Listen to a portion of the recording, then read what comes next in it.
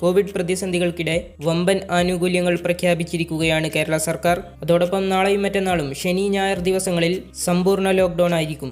വിശദമായ വീഡിയോയിലേക്ക് കടക്കുന്നതിന് മുമ്പ് നിങ്ങൾ ആദ്യമായിട്ടാണ് എൻ്റെ ചാനൽ കാണുന്നതെങ്കിൽ സബ്സ്ക്രൈബ് ചെയ്യുക. കൂടാതെ അതിനു തൊട്ടടുത്തുള്ള ബെല്ലൈക്കൺ എനേബിൾ ചെയ്യുക.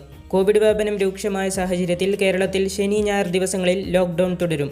നാളെയും മറ്റന്നാളും സംസ്ഥാനത്ത് സമ്പൂർണ്ണ ലോക്ക്ഡൌൺ ആയിരിക്കും. അവശ്യ സർവീസുകൾ മാത്രമേ ഉണ്ടാകൂ. സ്വകാര്യ വാഹനങ്ങൾക്കും നിയന്ത്രണമുണ്ടാകും. അനാവശ്യമായി പുറത്തിറങ്ങിയാൽ പോലീസ് നടപടിയെടുക്കും.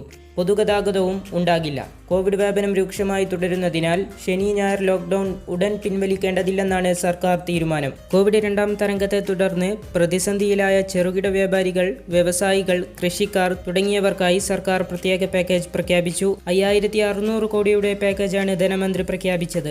കേന്ദ്ര സംസ്ഥാന ധനകാര്യ സ്ഥാപനങ്ങൾ,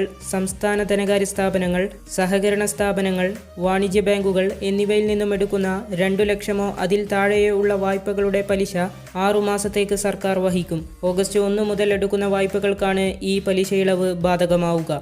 സർക്കാർ കടമുറികളുടെ വാടക ജൂലൈ മുതൽ ഡിസംബർ 31 വരെ ഒഴിവാക്കി. ചെറുകിട വ്യാപാര വ്യവസായ സ്ഥാപനങ്ങളുടെ കെട്ടിട നികുതിയും ജൂലൈ മുതൽ ഡിസംബർ വരെയുള്ള കാലയളവിലേക്ക് ഒഴിവാക്കി. ഈ സ്ഥാപനങ്ങളുടെ ഇലക്ട്രിക് ഫിക്സഡ് ചാർജും സർക്കാർ വാടകയും ഒഴിവാക്കും. കോവിഡ് ബാധിച്ച കുടുംബങ്ങൾക്ക് KSFE 5% നിരക്കിൽ 1 ലക്ഷം രൂപ വരെ നൽകുന്ന ലോണിന്റെ കാലാവധി സെപ്റ്റംബർ 30 വരെ നീട്ടി. KSFEയിൽ വായ്പ എടുത്ത് 2021 മാർച്ച് 31 വരെ കൃത്യമായി തിരിച്ചടച്ചിരുന്ന ചെറുകിട സംരംഭകരുടെ വായ്പകൾക്ക് 1 വർഷത്തെ മൊറട്ടോറിയം അനുവദിക്കും.